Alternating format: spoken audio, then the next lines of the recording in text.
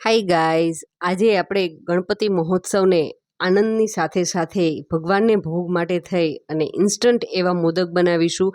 એ પણ આપણે ગેસના ઉપયોગ વગર અને બિલકુલ સરળ રીતથી અને એકદમ ઝટપટ તૈયાર કરવા માટે થઈ અને એક બાઉલ ભરી અને નાળિયેરનું ઝીણું નાયલોન જે ખમણ આવે છે એ ખમણ લીધું છે અને એમની અંદર થોડુંક એલચી પાવડર એટલે લગભગ 4 થી 5 નંગ જેટલી એલચીનો અધકચરી વાટી અને લઈ લીધું છે. અને આ લીધું છે આપણે સ્વીટનેસ અને એકદમ મિલ્કી ટેસ્ટ માટે થઈ અને કન્ડેન્સ મિલ્ક. અને આ કન્ડેન્સ મિલ્ક છે એ હોમમેડ છે. આમની પહેલાં મેં કન્ડેન્સ મિલ્કનો વિડીયો છે તમારી સાથે શેર કર્યો છે અને એ પણ એકદમ સરળ રીતથી મેં બનાવેલું છે. તમે એકવાર ચેનલની મુલાકાત લઈ અને આ વિડીયોને ચોક્કસથી વોચ કરજો.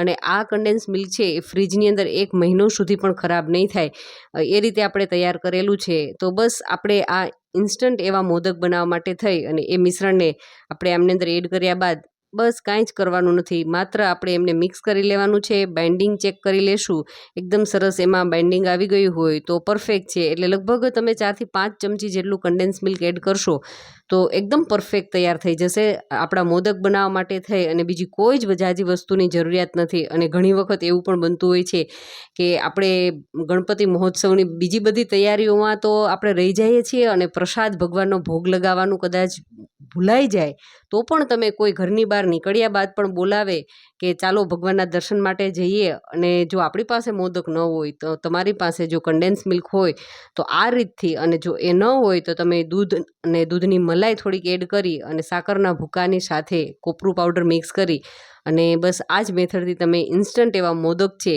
ઝટપટ બનાવી અને બધાની સાથે ભગવાનની પાસે આરતીમાં પણ પહોંચી જશો અને સરસ મજાનો એક યુનિક જ મોદક પણ તૈયાર કરી શકશો.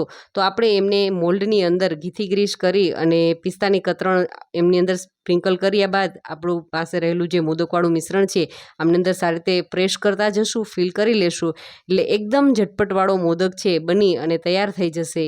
તો આ જ મેથડથી આપણે બધા જ મોદક છે એ બનાવી લેશું. દેખાવમાં પણ એટલો સરસ એટ્રેક્ટિવ, લુકવાઇઝ પણ એટલો સરસ લાગે છે કે જોતાં જ ખાવાની ઈચ્છા થઈ જાય.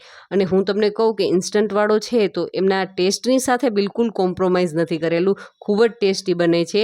તમે એકવાર આ મેથડથી અને આ રીતે બનાવવાની કોશિશ કરજો. અને કન્ડેન્સ મિલ્ક પણ એકદમ સરળ રીતથી તૈયાર કરેલું છે. તો તમે વિડીયોને એન્ડ સુધી જોઈ આ વિડીયોને અને આગળ તમે કન્ડેન્સ મિલ્કનો વિડીયો પણ ચોક્કસથી ચેનલની મુલાકાત લઈ અને જોજો. અને જો વિડીયો સારો લાગીએ તો વિડીયોને લાઇક ચોક્કસથી કરો. અને અત્યાર સુધી તમે બધાએ મને ખૂબ જ સારી રીતે સપોર્ટ કરી છે એ બદલ પણ હું તમારો બધાનો ખૂબ ખૂબ આભાર વ્યક્ત કરું છું. અને હજુ તમારે અવનવું આ કયા કયા મોદક શીખવા છે એ પણ મને ચોક્કસથી કમેન્ટ કરજો. અને આગળ પણ મારી સાથે જોડાયેલા રહેજો, કારણ કે જ્યાં સુધી ગણપતિ મહોત્સવ ચાલે છે ત્યાં સુધી આપણે અવનવા મોદક છે એ શીખતા જ રહેવાનું છે. અને ચેનલને હજુ સુધી સબસ્ક્રાઈબ ન કરી હોય તો ચેનલને ચોક્કસથી સબસ્ક્રાઈબ કરી લેજો. નીચે આવતેલી ઘંટડીને પણ જરૂરથી પ્રેસ કરી દેજો, જેથી કરી અને તમને અવનવા વિડીયો જોવા મળે.